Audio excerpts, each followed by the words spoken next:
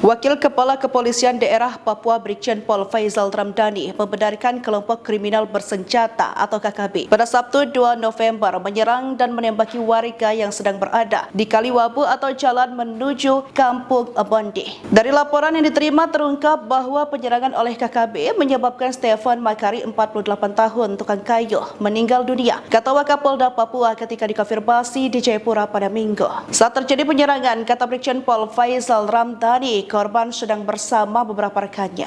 Begitu mendengar bunyi tembakan, dia langsung melarikan diri. Korban terjatuh setelah tertembak. Setelah tidak lagi terdengar bunyi tembakan, kata Wakapolda, saksi mengevakuasi korban ke Puskesmas Bilogai. Penembakan dilakukan oleh kelompok Adu Wanimbo atau Adu Makai. Saat ini jenazah korban masih berada di Puskesmas Bilogai dan dijadwalkan pada Senin 4 November akan dievakuasi kemudian dibawa ke kampung halamannya Sulawesi Utara untuk dimakamkan, jelas Wakapolda Papua. Ketika ditanya tentang video viral yang memperlihatkan pelajar sekolah dasar Inpres Yokatapa yang sedang tiarap di dalam kelas karena terjadi kontak senjata antara aparat keamanan dan KKB, Brigjen Pol Faizal Ramdhani menjelaskan bahwa itu dua kasus yang berbeda.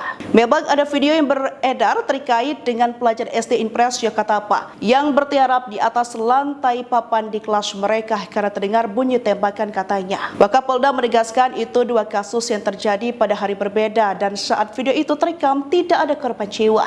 Alhamdulillah tidak ada korban jiwa. Lokasi kontak senjata juga relatif jauh dari sekolah. Namun suara tembakan saat baku tembak memang terdengar, kata Brigjen Pol Faizal Ramdhani. Kapolres Intan Jaya Kompol Subakti Wibowo secara terpisah menyatakan bahwa situasi wilayah hukum Polres Intan Jaya saat ini dalam kondisi rawan kondusif. Anggota senantiasa diminta waspada dan siaga guna antisipasi gangguan keamanan yang dilakukan KKB, kata Kompol Subakti Wibowo.